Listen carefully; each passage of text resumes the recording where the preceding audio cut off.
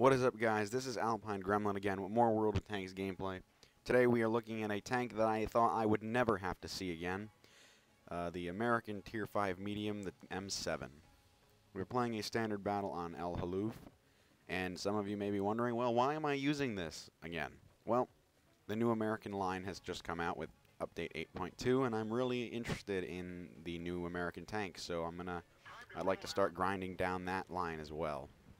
So, a couple major changes to the American tech tree. The M7 was originally the Tier 5 link in the American medium line. It would originally it would go M2 Light, M3 Stuart, M5 Stuart, M7, M4 Easy 8 Sherman, T20 Pershing, Patton, and then M48. That was how it was. Now instead of the M7 being there, you can go into the American medium line from the M4 Sherman, the Tier 5 Sherman, not the Tier 6. The M7 now goes into the new American line, the T21, the T71. I'm not sure what they're all called yet, but they're really interesting. I want to see how they play and see how well it suits my play style. So I'm obviously grinding this now.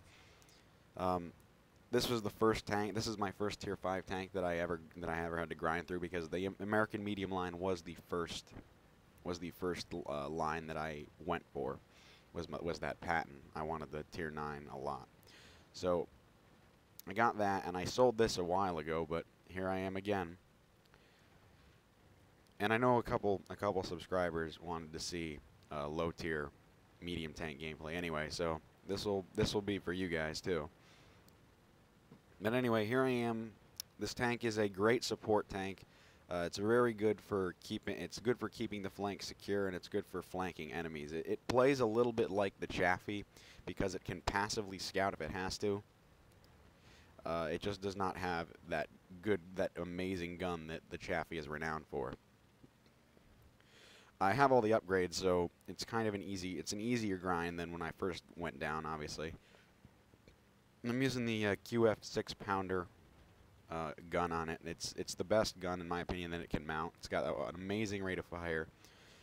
Might not do as much damage as the other guns, but it has a lot better pen and a lot greater rate of fire. And pen and rate of fire are more important to me. So here's an Easy 8 Sherman that is AFK.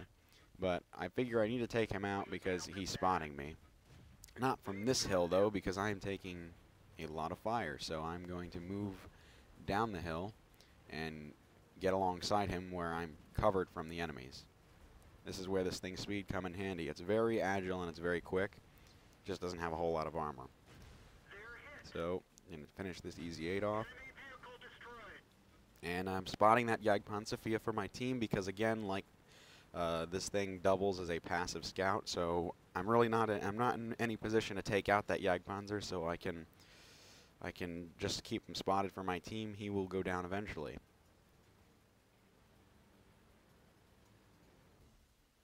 I try to take a shot, but the SU-100 takes him out first. But no matter. Most of the enemies are concentrated down there in the south, so we're just going to waltz into their base, I guess. I actually thought this was an encounter battle while I was playing it. So I thought I was just kind of getting around their flanks, but I didn't realize that I was actually in their physical base to capture. And I feel really smart about that. Not really, but okay, here's a Hetzer with a derp. I think I'm in a little bit of trouble because I'm trying to get away from him, but he misses his shot thanks to that inaccuracy of the derp. So it's time to do some classic medium tank tactics on this guy, some shenanigans as I call it. And keep out of his gun, keep away from his gun, and on his side, finish him off. There's a Visp SPG.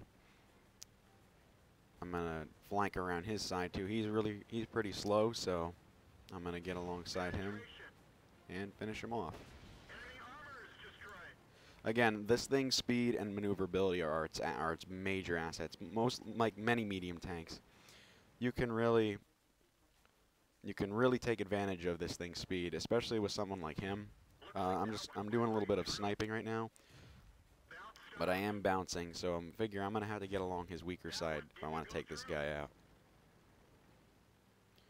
So he's coming down the hill. He's coming around the side here to stop the cap. And I take a shot and then immediately back off. He misses, so I figure I'm just going to go ahead and rush at him now because he's got to reload that derp gun. It's not the longest reload in the world, but it's enough that I could take advantage of. Here he goes again, misses again. I get alongside him. I get all 3 shots off before he even can reload that thing. That's the beauty of the QF 6-pounder. It's got such a fast rate of fire. There's another VK3601H, and I'm gonna just get. He's gonna try and reset the cap. I can't let that happen, even though he does reset the cap. But now I can take advantage of my speed and maneuverability to finish him off. 5 kills and the win. So, yeah, there you go, guys. I mean, a pretty good battle in this thing. The most I've ever gotten is over 1,000 XP in this, and that's because I killed I think I killed like 6 guys, but that was a long time ago. But it's been a while since I've used this thing, so pretty good comeback, I think, after a longer absence. That's all. I know a lot of you guys were wanting some low-tier, medium-tank gameplay, so this was the perfect opportunity to both grind a new tech line and to show you guys to give you guys what you wanted. So I hope you enjoyed this video, and thanks for watching.